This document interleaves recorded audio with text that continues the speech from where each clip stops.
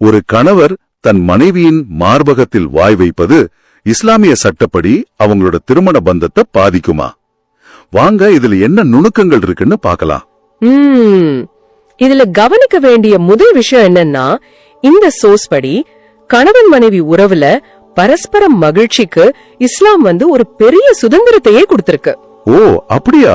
ஆமா, குர்ஆன்ல இருந்து ஒரு வசனத்தையே இதுக்கு ஆதாரமா காட்டுறாங்க. உங்கள் மனைவியர் உங்களுக்கு ஒரு விளைநிலம் போன்றவர்கள், நீங்க விரும்பியபடி செல்லுங்கள் அப்படின்னு இது ஒரு பரந்த அனுமதியை காட்டுது. அப்போ இது ஒரு பொதுவான சுதந்திரம்னு சொல்லலாம். ஆனா பொதுவா சில வரம்புகளும் இருக்குமே இல்லையா? சரியா கேட்டீங்க. ஆமா, அந்த சுதந்திரத்துக்கு 2 தெளிவான எல்லைகள் இருக்குன்னு இந்த சோர்ஸ் சொல்லுது. அது என்ன?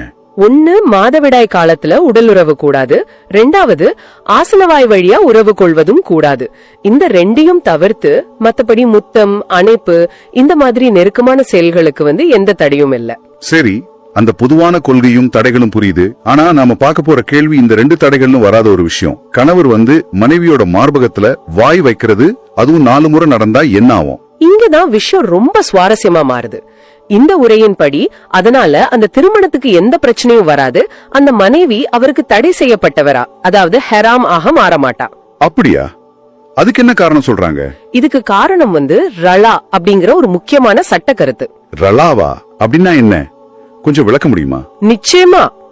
ரலா அப்படிங்கிறது தாய்ப்பால் உறவை குறிக்கிற ஒரு சட்ட சொல். சொல்ல போனா இஸ்லாமிய குடும்ப சட்டத்துல இது ஒரு பெரிய விஷயம். ஆமா, ஏன்னா இந்த தாய்ப்பால் உறவு ஏற்பட்டுடுச்சுன்னா அது ரத்த உறவு மாதிரியே திருமண தடைகளை உருவாக்கும். அதாவது ஒரு குழந்தைக்கு பாலூட்டுற பெண் அந்த குழந்தையோட பால் தாய் ஆயிடுவாங்க. ஓஹோ, அப்ப கணவர் தான் மனைவியோட பால் மகன் ஆகிடுவாரோங்கிற ஒரு கவலை தான் இந்த கேள்விக்கு காரணம் இல்லையா? சரியா புடிச்சிங்க. ஆனா அப்படியான ஒரு குழப்பம் தற்செயலா கூட நடந்துடக்கூடாதுங்கிறதுக்காக இந்த தாய்ப்பால் உறவு சட்டப்படி உருவாக்க 2 கடுமையான நிபந்தனைகள் இருக்குன்னு இந்த சோர்ஸ் விளக்குது. 2 நிபந்தனைகளா? அது என்ன? முதலாவது, பால் குடிக்கிற நபர் தாய்ப்பால் குடிக்கிற வயசுல உள்ள குழந்தையா இருக்கணும். அதாவது பால் மறக்கிற வயசுக்குள்ள வளர்ந்த ஒருத்தர் பால் குடிச்சா அது கணக்குல வராது. 2வது நிபந்தனை தான் இந்த கேள்விக்கு ரொம்ப முக்கியமானது. அந்த குழந்தை குறைந்தபட்சம் 5 முறையாவது தனித்தனியா பிரிச்சு பாலூட்டப்பட்டிருக்கணும். ஒரு நிமிஷம், 5 முறையா? அப்போ ஒரு கை குழந்தை கூட ஒரு பெண்ணிடம் 4 முறை பால் குடிச்சா சட்டப்படி அந்த பெண் அந்த குழந்தையோட தாயா ஆக மாட்டாங்களா? அந்த ஒரு எண்ணிக்கை அவ்வளவு முக்கியமா? ஆமா, அந்த அளவுக்கு துல்லியமா இருக்கு இந்த விதை. அந்த 5வது முறை நடக்கும் போதுதான் அந்த உறவு சட்ட ரீதியா உருவாகுது. தற்செயலான செயல்களால ஒரு பெரிய சட்ட பிணைப்பு உருவாயிடக்கூடாதுங்கிறதுக்காக இது ஒரு பாதுகாப்பு ஏற்பாடு மாதிரி. ரொம்ப ஆச்சரியமா இருக்கு. அதனால நாம பாக்குற இந்த கேள்விக்கு வருவோம். அந்த கணவர் ஒரு வளர்ந்த நபர், குழந்தை இல்ல. அதனால முதல் நிபந்தனையே இங்க பொருந்தல. ஆமா, அது மட்டும் இல்லாம அந்த செயல் 4 முறை தான் நடந்திருக்கு, 5 முறை நடக்கல. அதனால 2வது நிபந்தனையும் பொருந்தாது.